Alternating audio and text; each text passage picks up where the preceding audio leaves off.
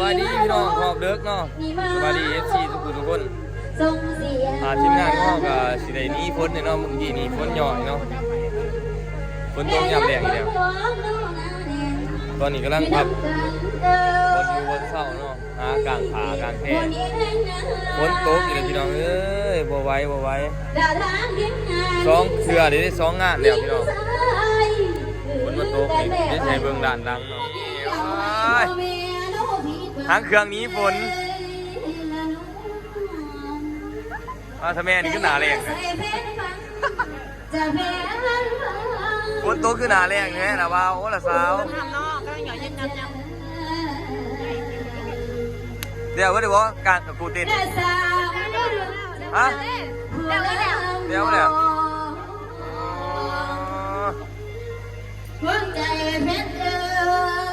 ลาลืมนอน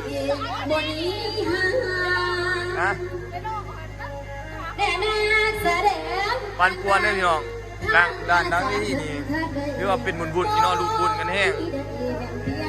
ว่าตอนนี้ฝนย่อยเนาะ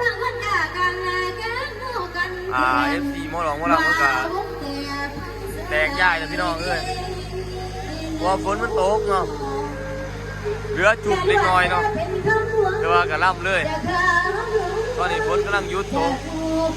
เพราะว่ามันย่อยมากพากันกาเกี่ยวไปเมื่อเดียว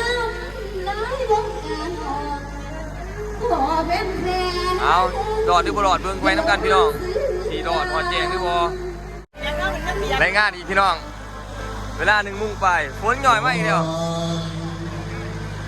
เดือนเดือนตุ้งสามฝนย่อยวะค่ะฝนไม่ว่าโอ้ยฝนตกอีกแล้วพี่น้องย่อยมาใหม่อีกแล้วเมื่อกี้หยุดโอ้ยย่านหลายดีย่านฝนตกครับว่ากันนี้เนี่ยว่ากันหอบสารเนี่ยพี่น้องเลยตั้งเลย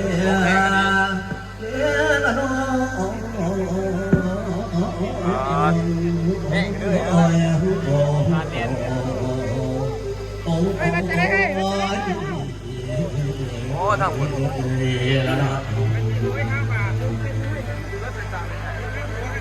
โอ้ไว้พี่น้องฝนตกแล้วฝนตกแห้งแล้วเบอร์บัดนี่นะฝนตกมาแล้วครับหน่อยฝนอีกแล้ววะนี่ตกเป็นฝนเปียกแห้งเหรอลูกเล่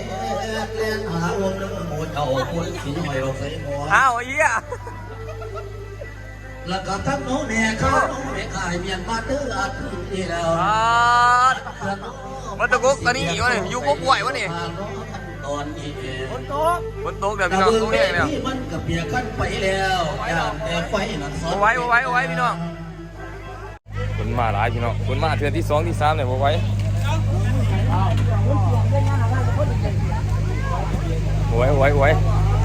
ไอ้กูเนี่ยเว้ยเต็มหรือวะ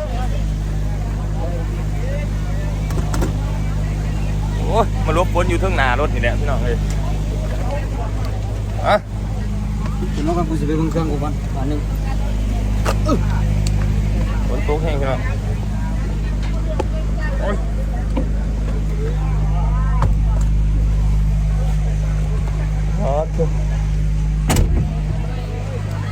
นี่จะให้เบิ่งเนาะทั้งพวกส่วนฝนตกไหลตกดีพี่น้อง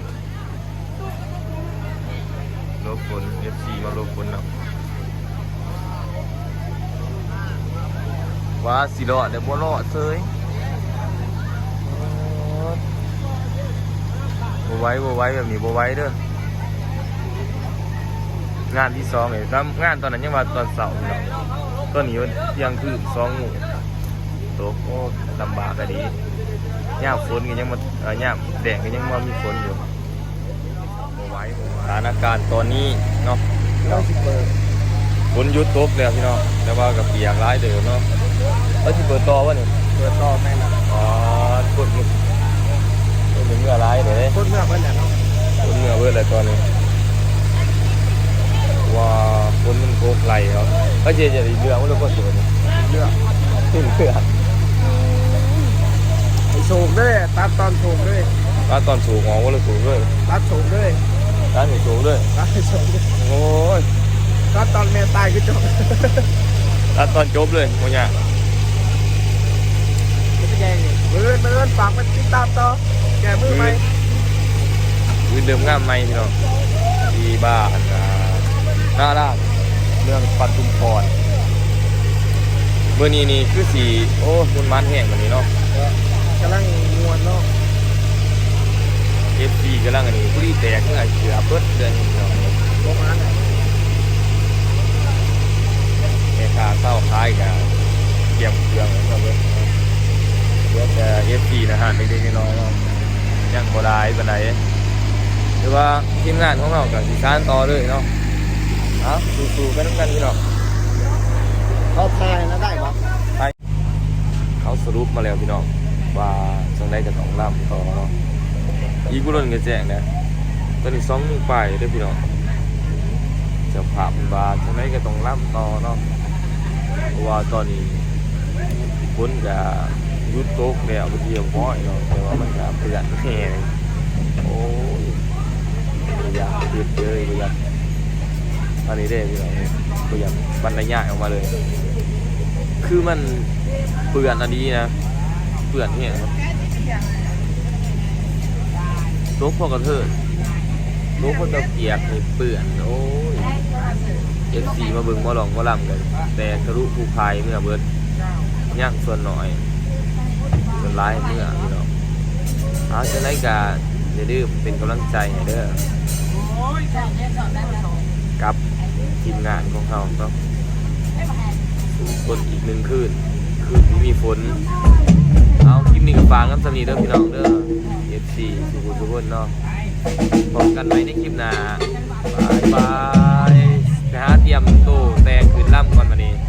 อยากได้ก็ต้องได้ล่ำ